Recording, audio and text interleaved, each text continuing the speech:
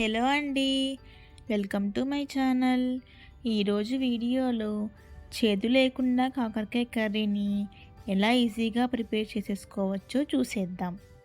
ముందుగా కాకరకాయ తొడిమలను తీసేసి దాని మీద ఉన్న చర్మం ఉంటుంది కదండి, దాన్ని ఇలా మొత్తం గీరేసుకోవాలన్నమాట. ఇందులోనే చేదు ఎక్కువగా ఉంటుంది. దీనిని గీరేస్తే సగం చేదు అనేది వెళ్ళిపోతుందన్నమాట.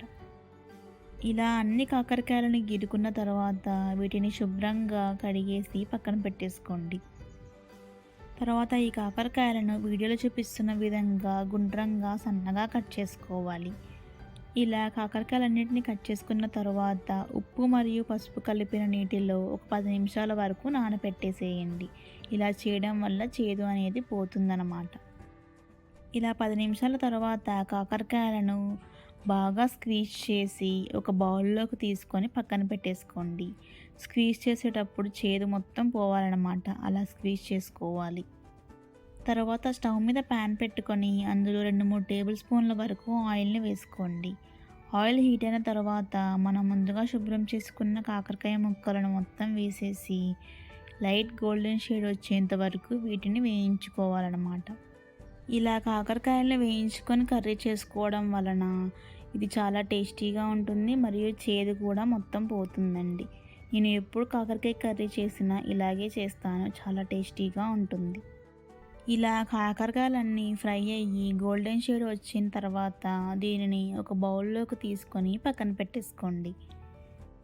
ఇది పక్కన పెట్టేసుకున్న తర్వాత స్టవ్ మీద కడాయి పెట్టుకొని అందులో 2-3 టేబుల్ స్పూన్ల వరకు ఆయిల్ని వేసుకోండి.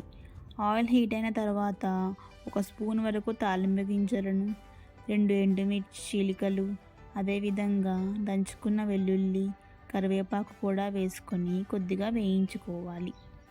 ఇవి వేగాక సన్నగా చీల్చుకున్న పచ్చిమిర్చి మరియు 2 పెద్ద సైజు ఉల్లిపాయలను చిన్నగా కట్ చేసుకొని వేసుకోవాలి. ఇలా ఉల్లిపాయలను వేసుకున్న తర్వాత 1/2 టీ స్పూన్ వరకు పసుపు, అదేవిధంగా కొద్దిగా అల్లం వెల్లుల్లి పేస్ట్ వేసుకొని ఇది పచ్చివాసన పోయేంత వరకు వేయించుకోవాలి. తర్వాత 2 మినిట్స్ వరకు లిడ్ పెట్టుకొని ఉడికించుకుందాం. 2 మినిట్స్ తర్వాత ఒకసారి కలిపేసుకొని ఇందులో సన్నగా కట్ చేసుకున్న 3 పెద్ద సైజ్ టమాటాలను కూడా వేసుకొని ఒక స్పూన్ వరకు ఉప్పు వేసుకొని ఒకసారి మిక్స్ చేసుకోవాలి. ఇలా మిక్స్ చేసుకున్న తర్వాత మూత పెట్టుకొని టమాటాలు అన్నీ సాఫ్ట్గా అయ్యేంత వరకు మగ్గించుకోవాలి.